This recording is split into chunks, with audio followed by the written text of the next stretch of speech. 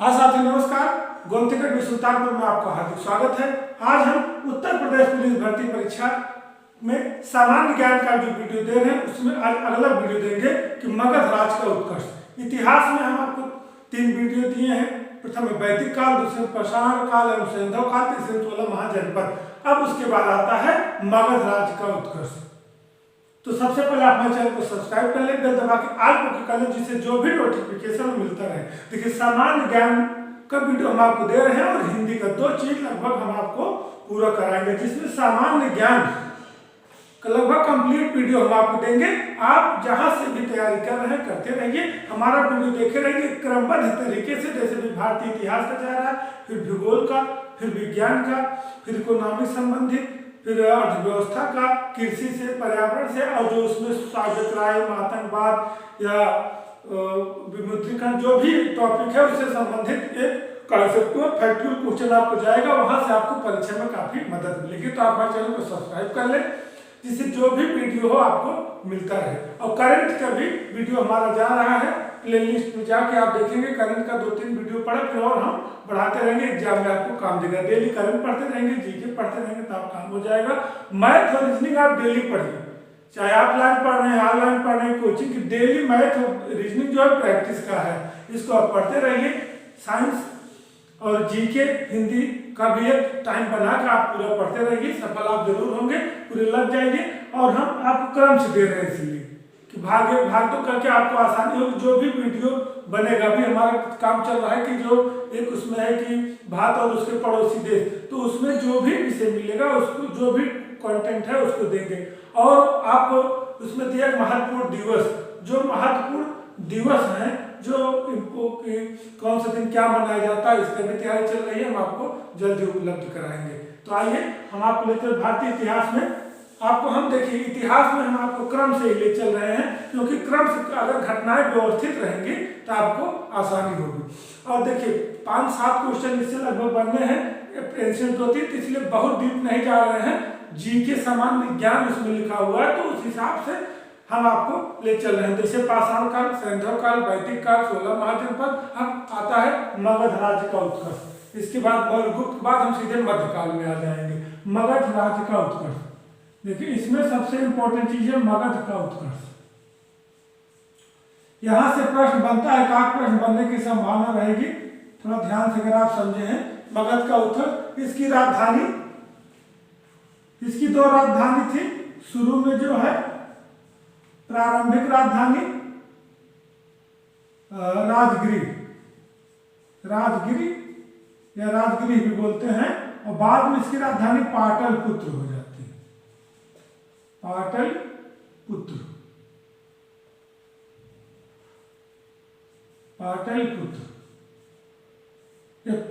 प्रारंभिक राजधानी थी, ये बाद में इसकी राजधानी हो जाती है। तो इस हिसाब से अगर पूछता है कि मगध की राजधानी क्या थी, तो उसमें रहेगा कि राजगिरी या पाटलिपुत्र, विकल्प में से रहेगा, या तो प्रारंभिक और बाद पूछता है, तो इस हिसाब से आप दोनों चीज जानते रहिए। तो देखिए 16 महाजनपद में हमने आपको बताया है काशी, कौशल, अंग, मगध, चेद, दिवज। इस हिसाब से मैंने 16 महाजनपद उसकी राजधानी वीडियो आपको दिया है। उसमें मगध शक्तिशाली शासक साम्राज्य घोषित हुआ, और मगध शक्तिशाली था, तो सबसे पहले उसमें मगध राज्य का उत्कर्ष हुआ। देखिए कॉन्सेप्ट आप समझने की कोशिश करिए। पाषाण हुआ, सैंधव हुआ, वैदिक हुआ, 16 महाजनपद हुआ। 16 महाजनपदों में मगध जो है शक्तिशाली साम्राज्य था, इसी का उत्कर्ष हुआ, इसी का विकास हुआ। और इसके यहाँ से भी प्रश्न आपके बनते हैं। तो अगर पूछता है मगध की राजधानी राजगिरी या पाटलिपुत्र, जो विकल्प रहे लगाइएगा। प्रारंभिक बात कर देगा तो विकल्प इस हिसाब से देगा। तो देखिए इसमें सबसे पहले मगध के वंश, मगध में 3 वंश हुए थे। मगध में आपके 3 वंश हुए थे। इसमें प्रथम हर्यक वंश, मगध राज में हर्यक वंश लोगों ने शासक किया। शिशुनाग वंश, और फिर तीसरा नंद वंश।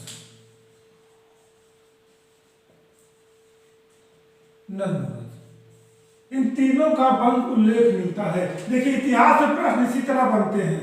अगर देगा कि मगध सम्राट ने सबसे पहले किस वंश ने शासन किया, हर्यक वंश की, उसके बाद शिशुनाग वंश, उसके बाद नंद वंश।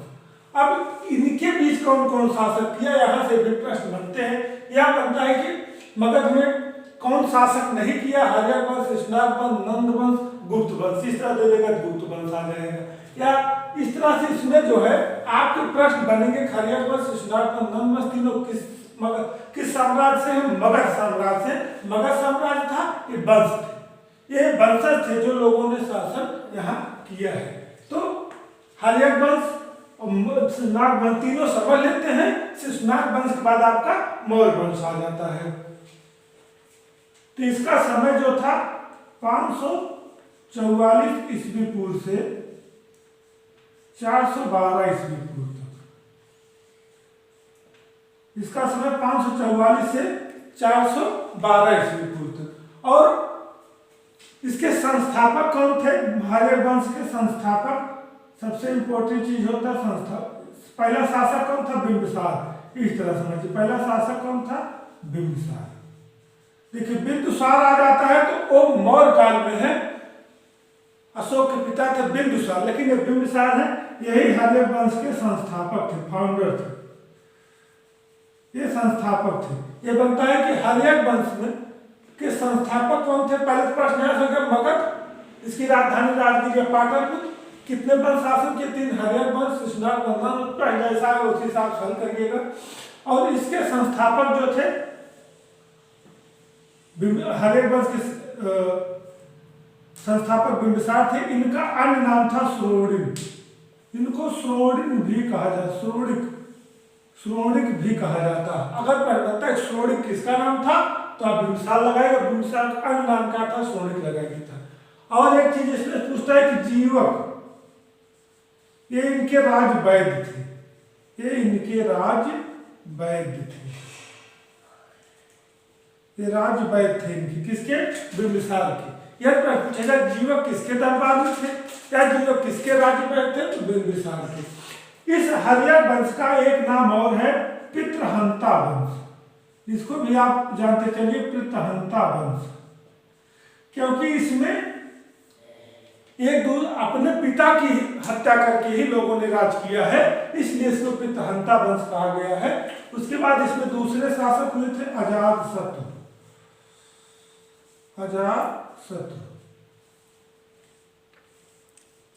अजातशत्रु हुए थे। इनका एक अन्य नाम कुड़िक भी था, कुड़िक। अब समझिए, बिंबिसार की हत्या इनके पिता अजातशत्रु ने, इनके पुत्र अजातशत्रु ने की थी। मतलब अजातशत्रु ने अपने पिता बिंबिसार की हत्या करके राजा बना था, इसलिए इसका नाम था पितृहंता वंश। इसमें अपने पिता की हत्या करके लोगों ने राज किया, इसलिए पितृहंता वंश कहा जाता। यदि प्रश्न बनता है कि अजातशत्रु ने किसकी हत्या की थी, बिंबिसार की। यदि अजातशत्रु ने किसकी हत्या करके शासन किया, पिता की, अपने पिता बिंबिसार की। और मुख्य चीज इसमें भी है कि कभी कभी पूछ लिया जाता है कि पितृहंता वंश में अपने पिता की हत्या करने वाले शासक, तो उसमें अजातशत्रु या उदयन, अभी हम बताएंगे। इस तरह से प्रश्न में रहेगा। और इनके दरबार में कौन था, वत्सकार। इनका कूटनीतिज्ञ था वत्सकार। अगर पूछा जाए कि वत्सकार किसके दरबार में था, तो अजातशत्रु। इनका कूटनीतिक मंत्री था। ये क्या था, कूटनीतिज्ञ मंत्री, कूटनीतिज्ञ मंत्री था। तो इतिहास में इसी तरह से आपके प्रश्न बनेंगे। थोड़ा सा लेंदी है, लेकिन समझते चलिए, प्रश्न बनेंगे तो आपको आसानी होगी। और प्रथम बौद्ध, यहाँ से जो एक महत्वपूर्ण बनता है, अभी जब बौद्ध धर्म आपको बताएंगे तो उसमें 4 संगीति हुई थी। कहाँ हुई थी, किसके शासनकाल में हुई थी, जब बनता है तो प्रथम बौद्ध संगीति जो है, प्रथम बौद्ध संगीति अजातशत्रु के काल में, प्रथम थी आपके ही इनके काल में हुई थी। प्रथम बौद्ध संगीति, यही समझ लीजिए कि प्रथम बौद्ध संगीति अजातशत्रु के काल में हुई थी। और कहाँ हुई थी, राजगृह की सप्तपर्णी गुफा में, राजगृह सप्तपर्णी गुफा में। यहाँ क्लियर करने चाहिए। अगर पूछा जाए कि प्रथम बौद्ध संगीत का आयोजन किसके समय में हुआ था, तो अजातशत्रु के कहाँ हुआ था, राजगिरी सतपहाड़ी गुफा में। और बुद्ध को महापरिनिर्वाण किसको, बुद्ध को महापरिनिर्वाण इन्हीं के शासनकाल में हुआ था। अगर पूछा जाए कि बुद्ध को महापरिनिर्वाण किसके शासनकाल में हुआ था, तो अजातशत्रु के शासनकाल में हुआ था। तो इसमें 3-4 प्रश्न बनते हैं कि अजातशत्रु ने किसकी हत्या की थी, अपने पिता बिंबिसार की। इनका नाम कुड़ित, इनके कूटनीतिक मंत्री कौन थे, उसका प्रथम बौद्ध संगीत का आयोजन किसके काल में हुआ था, अजातशत्रु के काल में हुआ था। कहाँ हुआ था, राजगिरी सतपहाड़ी गुफा में। और बुद्ध को महापरिनिर्वाण किसके शासनकाल में हुआ था, अजातशत्रु के शासनकाल में। और उसके बाद आपके इनके तीसरे शासक हैं उदयन। ये इस वंश के तीसरे शासक हैं। इन्होंने भी अपने पिता अजातशत्रु की हत्या करके शासन किया था, इसलिए इनका पितहत्ता वंश कहा गया। क्लियर हो गया, बिंबिसार की हत्या उनके पुत्र अजातशत्रु ने की, इसलिए पितहत्ता कहा गया। अजातशत्रु की हत्या उनके पुत्र उदयन ने की, तो ये भी पितहत्ता वंश के इसलिए कहा गया। और इन्होंने अपनी राजधानी परिवर्तित की। जो बाद की राजधानी लिखा गया, शुरू में बिंबिसार अजातशत्रु के समय राजगीर थे, इन्होंने पाटलिपुत्र अपनी राजधानी ले गए थे। कहाँ ले गए थे, पाटलिपुत्र। पाटलिपुत्र का एक और नाम मिलता है इतिहास में, कुसुमपुर। तो अगर बनता है कि पाटलिपुत्र या कुसुमपुर नगर की स्थापना किसने किया, किसने राजधानी बनाया, उदयन किस वंश का शासक था, हर्यक वंश का। किस साम्राज्य का था, मगध साम्राज्य का था। और इसके बाद 2-3 लोगों ने और शासन किया, लेकिन ज्यादा इंपॉर्टेंट यही है कि बिंबिसार, अजातशत्रु और उदयन तीनों पढ़ लीजिए। इसके बाद और शासक हुए हैं, और उनमें बहुत महत्वपूर्ण चीजें नहीं है। हमको पुलिस भर्ती परीक्षा को ध्यान में रखकर इसको पढ़ाना है, आपको पढ़ना भी है कि नहीं कि हम इतिहास में उलझे रह जाए और चीजें छूट जाए। तो और शासक इनके जो हुए थे आप जान लीजिए। इसके बाद अनिरुद्ध शासक हुए थे चौथे, फिर 5वें मुंडक हुए थे, कॉन्सेप्ट के लिए जाने, फिर नागदशक हुए थे। ये 6 शासक हुए थे इसमें। तो सबसे बिंबिसार, अजातशत्रु, उदयन वेरी इंपॉर्टेंट है। बिंबिसार संस्थापक थे, इनकी हत्या करके अजातशत्रु। इनके समय प्रथम बौद्ध संगीत हुई थी, बहुत महत्वपूर्ण क्वेश्चन है और आ सकता है। उदयन अजातशत्रु की हत्या करके राजधानी बनाई, और अनिरुद्ध, मुंडक, नागदशक इसके बाद शासक हुए। उसके बाद आपका आता है शिशुनाग वंश। इसके बाद आपका आता है शिशुनाग वंश। शिशुनाग वंश अगर बनता है कि हर्यक वंश के बाद किस वंश ने शासन किया, शिशुनाग। क्योंकि इस जो अपने पिता की हत्या कर करके लोग शासक किए थे, जनता ऊब गई थी, जनता में विद्रोह की भावना पैदा हो गई थी। तो इसलिए जो है जनता ने इनको हटाना चाहा, और इन्होंने इनके सबसे योग्य मंत्री शिशुनाग की। इसके संस्थापक कौन थे, शिशुनाग।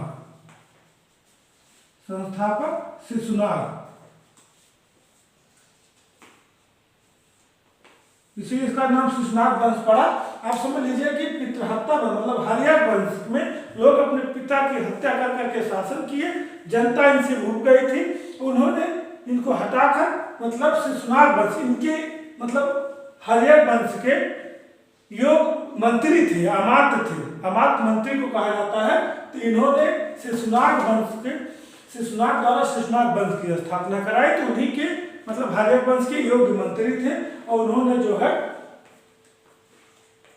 शिशुनाग वंश की स्थापना की। तो अब प्रश्न बनता है कि शिशुनाग वंश की स्थापना कितनी थी, शिशुनाग कौन थे, इनके हर्यक वंश के योग्य मंत्री थे। इन्होंने अवंती, इनका सबसे मुख्य कार्य जो एग्जाम में पूछा जाता है वो ये है कि इन्होंने मालवा, इनका सबसे मुख्य कार्य मालवा, जिसको अवंती कहा जाता है, अवंती को अपने साम्राज्य में मिलाया था। योग्य थे, युद्ध कला में कुशल थे, साम्राज्य में मिलाया था।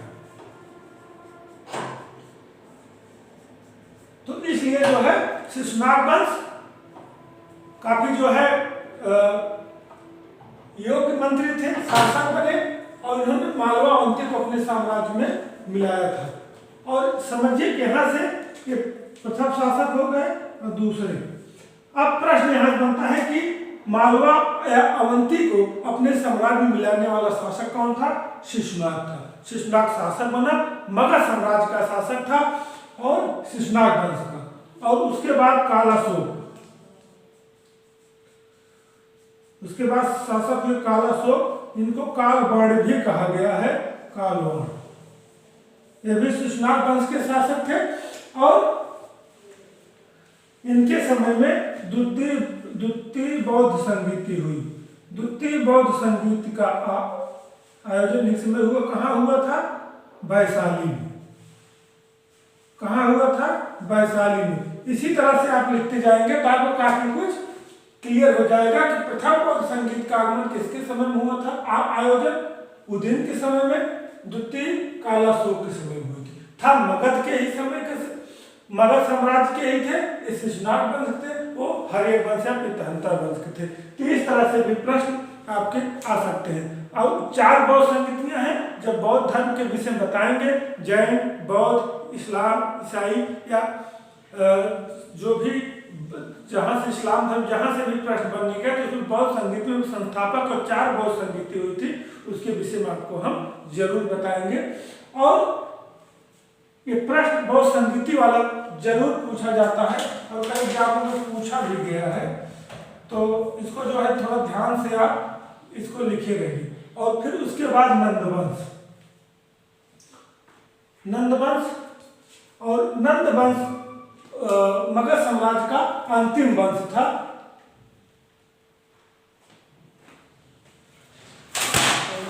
नंदवंश जो है अंतिम साम्राज्य था। इसका कार्यकाल शिशुनाग वंश का जो है कि 412 ईस्वी पूर्व से 344 ईस्वी पूर्व। ये क्लियर करते चलेंगे, तुरंत मौर्य साम्राज्य की स्थापना का आपको वहां दिक्कत नहीं होगी। 544 ईस्वी से 412 ईस्वी पूर्व तक और शिशुनाग का 412 से 344 ईस्वी पूर्व तक। तो इसलिए देखिए नंद वंश की स्थापना जो है वो अपने आप में महत्वपूर्ण है और उसमें सबसे मुख्य चीज जो है वो आपको उसमें सबसे मुख्य चीज जो है वो महापद्नंद, एक इसमें शासक महापद्नंद है, उसमें महत्वपूर्ण प्रश्न बनने की संभावना रहेगी। और ये 344 ईस्वी पूर्व से 324 ईस्वी पूर्व तक। अब आपको क्लियर हो गया होगा कि 544 से 412 हर्यक वंश, 412 से 344 शिशुनाग वंश और 344 से 324 तक नंद वंश। और इसके संस्थापक महानंदिन थे। पहले शासक महानंदिन यही संस्थापक थे। यही संस्थापक थे किसके? नंद वंश के। यदि प्रश्न आता है कि हर्यक वंश संस्थापक बिंबिसार, शिशुनाग वंश का शिशुनाग ही और नंद वंश का महानंदिन।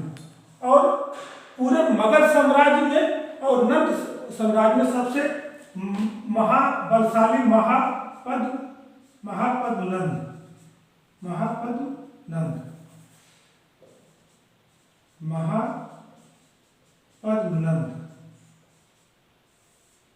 ये नंद वंश के सबसे शक्तिशाली शासक थे।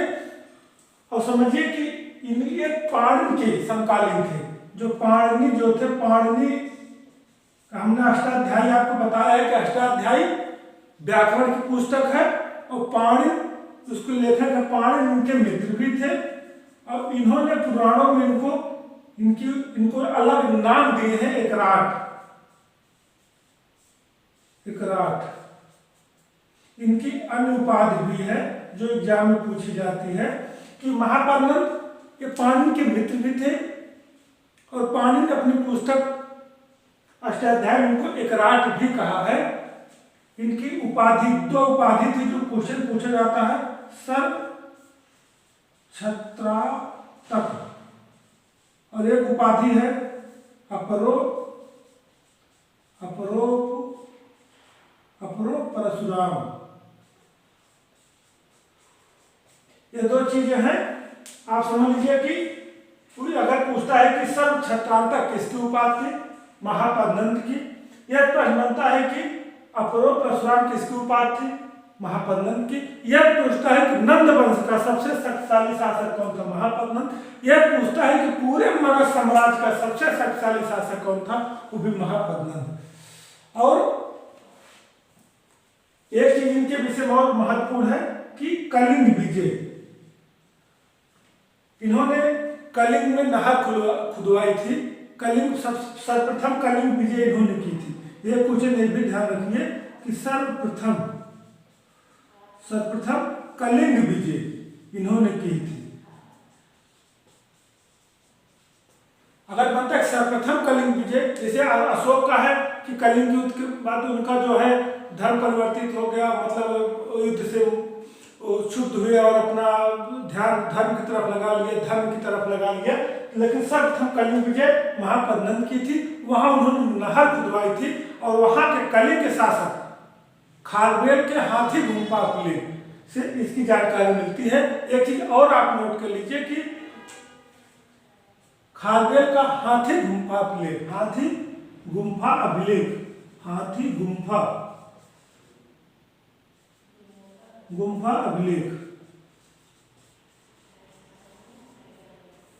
अगर प्रश्न है कि खारवेल के हाथी गुम्फा अभिलेख का संबंध किससे है, तो महापद्नंद से। तो ये जो है मुख्य रूप से आप इसको समझ लीजिए कि सबसे शक्तिशाली थे नंद वंश के ही नहीं, संपूर्ण मगध साम्राज्य के।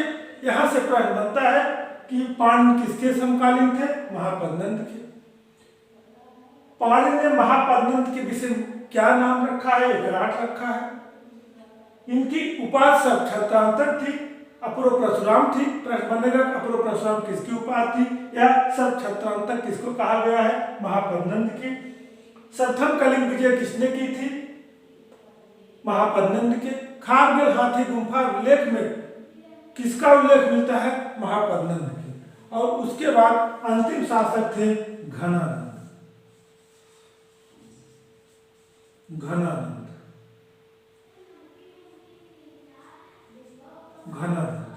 ये नंद वंश के और या पूरे मगध साम्राज्य के अंतिम शासक थे घनानंद। और चंद्रगुप्त मौर्य चाणक्य की सहायता से इनकी हत्या कर दी थी।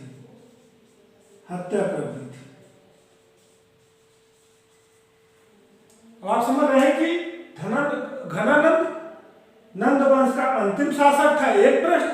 मगध सम्राट का घनानंद, इनकी हत्या किसने की थी, चंद्रगुप्त मौर्य ने। और किसकी सहायता से, चाणक्य, जो अर्थशास्त्र ने पुस्तक आपको बताई है, राजनीति लिखी गई है, चाणक्य ने लिखा है। चाणक्य, इनका एक कहानी है कि चाणक्य का अपमान घनानंद ने किया था, उसका प्रतिशोध बदला लेने के लिए चंद्रगुप्त की सहायता से हत्या करवाई और चंद्रगुप्त ने मौर्य साम्राज्य की स्थापना कर दी, मौर्य साम्राज्य। अब आपका अगला टॉपिक शुरू हो जाएगा मौर्य साम्राज्य से। तो आपका एक क्लियर हो गया। इसमें चीज और बता दें कि जो सिकंदर का आक्रमण भारत पे हुआ था, सिकंदर